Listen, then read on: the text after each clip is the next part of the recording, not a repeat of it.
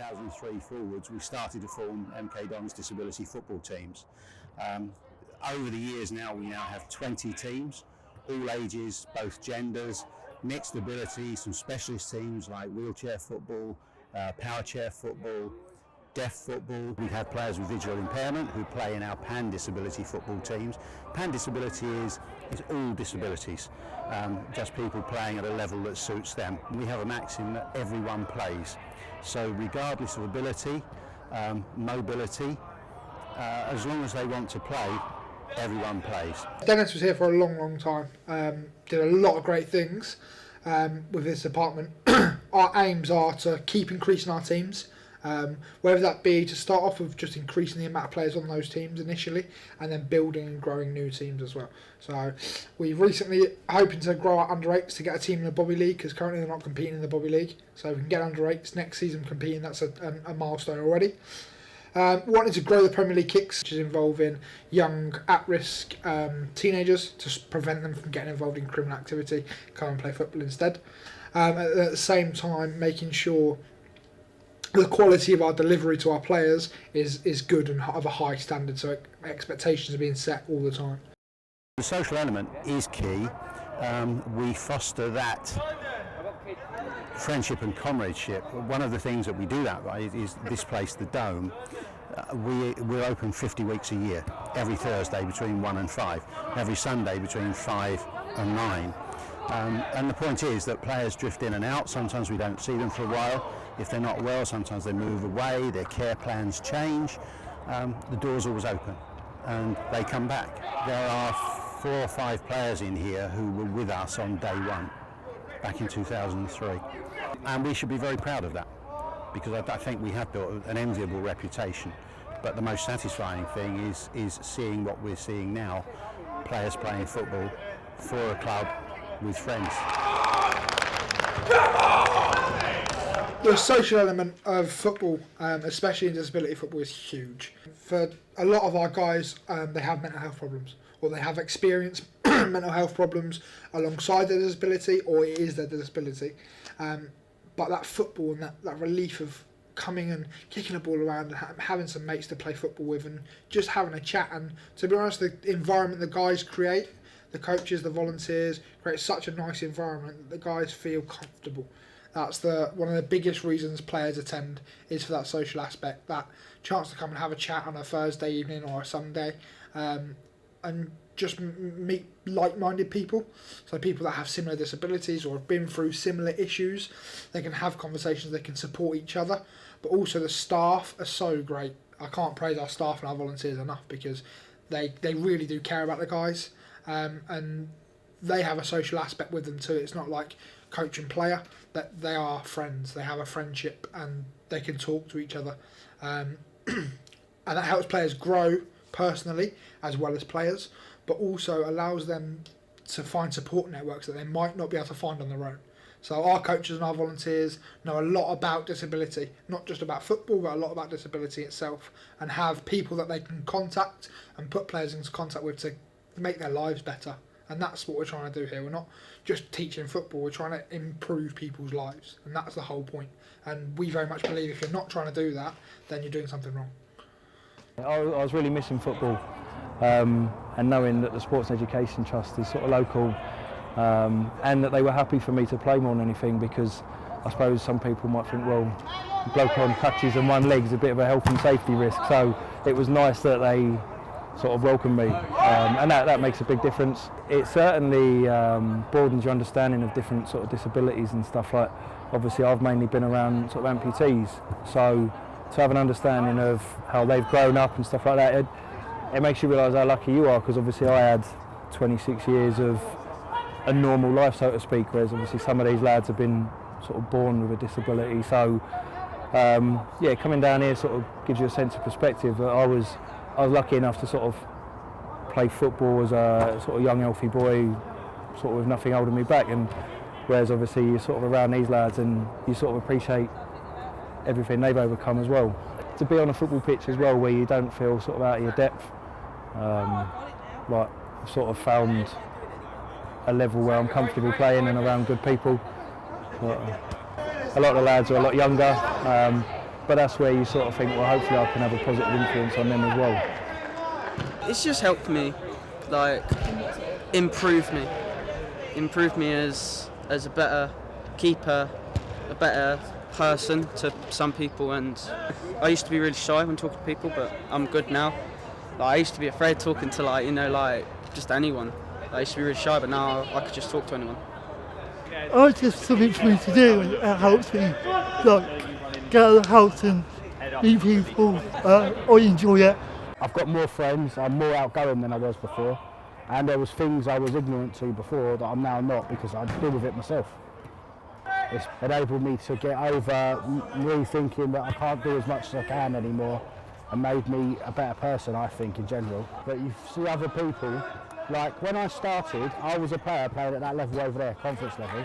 I then started to assist and work out I was not made of glass and I could run a little bit, and if I fell over I just got back up gradually, stuff like that. And I started to assist a few other people over there. Then I got coaching opportunities, so I'm now a coach as well. Stephanie helped me both sporting and socially. So it's helped me talk to people and be a leader in the team.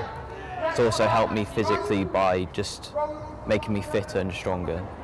It just brings me to meet new people in a safe environment and just have fun playing a sport that everyone knows and enjoys. Everyone's quite close, like you're always together. They never separate anyone with anyone else. So you're always with the same people, talking to the same people and about the same thing, because we're all here to play football, so we can all talk about it. Oh, he's got one.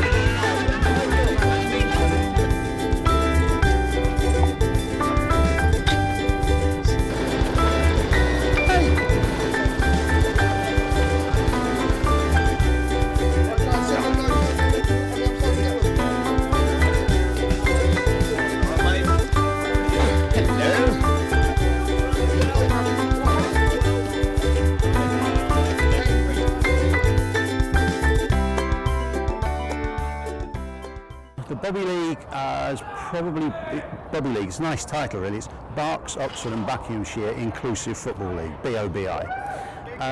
Probably formed about 10 or 12 years ago. We were part of the founder members. I think we have 11 or 12 teams play. It's a regional event for Berks, Oxfordshire and Buckinghamshire. Teams from Northampton and London occasionally play in those competitions.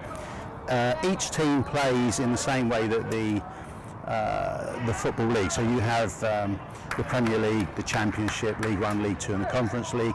Adult disability football works exactly the same way. They play once a month, September, October, November, then March, April and May. Round robin format where all of the teams go to the same venue, so you might have 50, 60, 65 teams on site. It's manic. It's great fun, and about going back to the social thing, apart from the competition, do they want to win? Of course they do, but it's not always about the winning. I coach the MK Warriors. They play in the Championship of the Bobby League on Sundays. The highest level of the Bobby League is the Premiership, which compete on a Tuesday. Our guys don't really attend that one, so we compete at the highest level on Sunday football. So far this season we've won every game. We've really been competitive this year, top of the league, and hoping to push on and try and win the league title. It's a mental health team. These guys are coming along on a Thursday, training, getting themselves a little bit of a break from the stresses of life, kicking the football around and just enjoying life a bit better, which is what the main thing is. But at the same time, being able to compete in that Bobby League event gives them something to work towards, gives them a target, and I think that's really helping some of the guys. If we finish second or third, okay, we hope we won't, because so far we haven't lost a game, so we're being the best team so far. But if we do win, it'd be a great achievement for the lads, because they really they'll show their teamwork ethic. How well they've worked this season and bonded, and so far this season we've been great, and that is because the lads are applying themselves. That instead of going out and being stressed and frustrated, that before this team has gotten themselves into fights in games and lost games because of that. So far this season we've done none of that silly stuff, and it's showing testament to the lads that they are progressing and growing, and their mental health is improving because of it. I've got 4 games, not 5, because Castrol dropped out this morning. They were our first game, so our first game is now 12, unfortunately. Oh, wow. I know, it's killed us a little bit. So, no, what I want us to do, and genuinely I want us to do this properly, is watch the reserves, the other teams. Watch Reading. We need to work out how we're going to beat Reading today. We done Northampton last year. We can do them. Reading there, would it? No, Reading have been a lot better than Northampton. Reading are the second best team in this league after. So we need to beat them. After a tactical talk and a team photo, the team are ready for their first fixture against the other MK Dons side.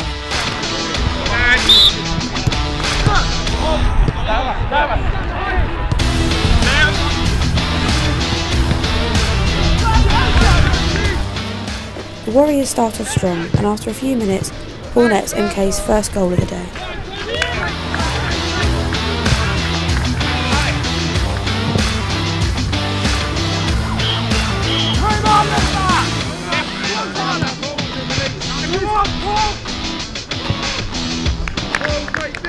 The team remained strong throughout and gained the victory. Slower than it used to be, but we can still put it in the net, can't we? In the second game against Reading, the Dons struggled to keep possession and go a goal down.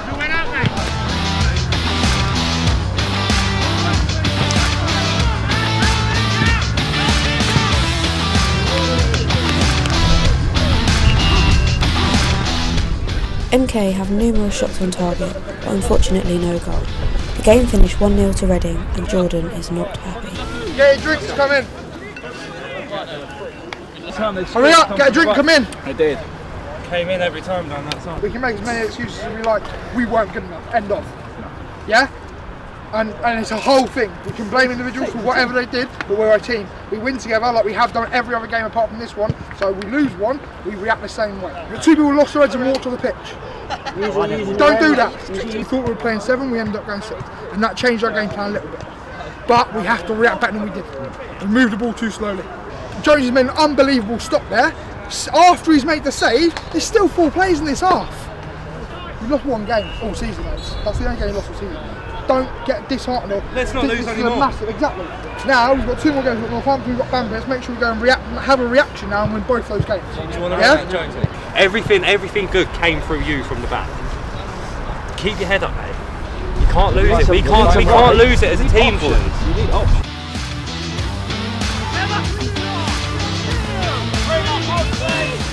In the game against Banbury, the Dons net early on, regaining important confidence for the final game of the day against Northampton.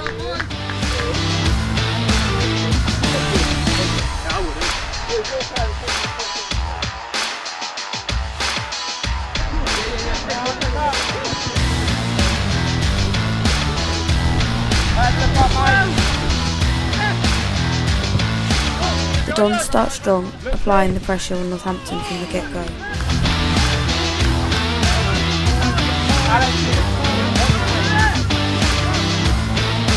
But an MK mistake leads to Northampton taking the lead.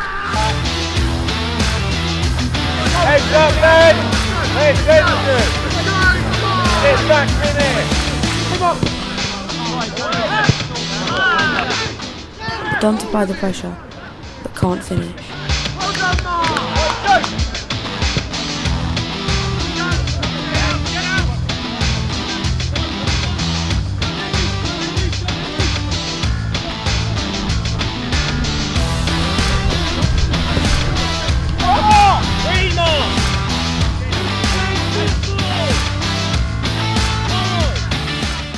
Tension is running high between the teams, and the referee stops play to try and calm the situation down.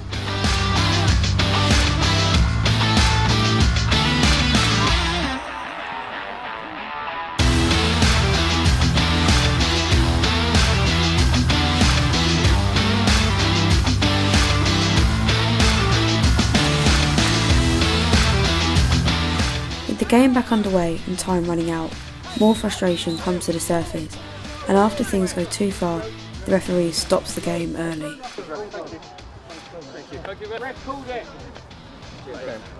The Warriors finish the tournament with 2 wins and 2 losses.